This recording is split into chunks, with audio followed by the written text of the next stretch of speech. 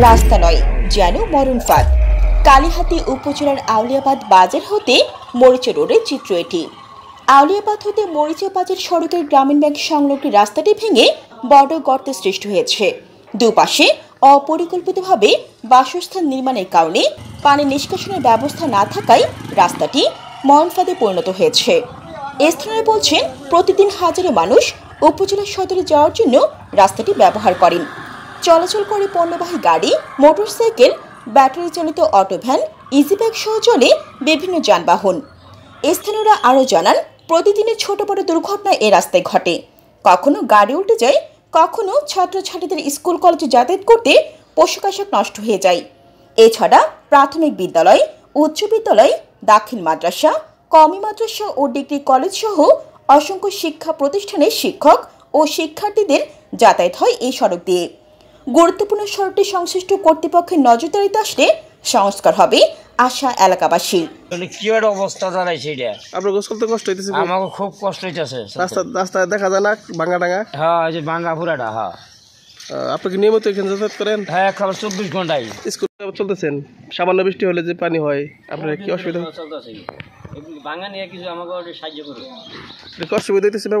অসুবিধা মানে যাওয়ারই পাই না, চলাফেরা খুব কঠিন। কষ্ট আমাকে যদি একটু সহযোগিতা করা আর তেলে চেষ্টা করে দেবেন, রাস্তার কাজটা করে দিলে আমরা ছোটো মোটো গাড়িগুলো চালাই আরম্ভ হয়। আপনার গাড়ির চাকা কি বইয়া পড়ে এখানে? হ্যাঁ, চাকা তো বহেই, খালি গাড়ি দিয়ে যাইতে পারতেছি, বোঝাই গাড়ি তো রিক্সে যাই খুব, কারণ পানি নিচে গর্তের মধ্যে কিছু বোঝা যায় না তো ভাঙাচুরা। বুঝতে পারছি, ঠিক আছে। পানি আইডিয়া নেই যে কোনো গাড়ি হোক, অনেক গর্ত না? অনেক গর্ত দেখেন, এই যে আপনি গাড়ি দিয়ে যে হুন্ডা দেখতেছে রাস্তা যে বেহাল দশা, আপনি এই রাস্তায় চলতেছেন, পায়ে পানি, তো আপনি কি চাইতেছেন রাস্তা সরকারের কাছে? রাস্তাটা একটু ভালো হওয়া দরকার, মানুষের চলাচলের জন্য সুবিধার জন্য একটু মেরামত করা দরকার। আমার কষ্ট হইতেছে অনেক না? অনেক কষ্ট। আমি এখানে অনেক অনেক বৃষ্টি হয়েই সমস্যা।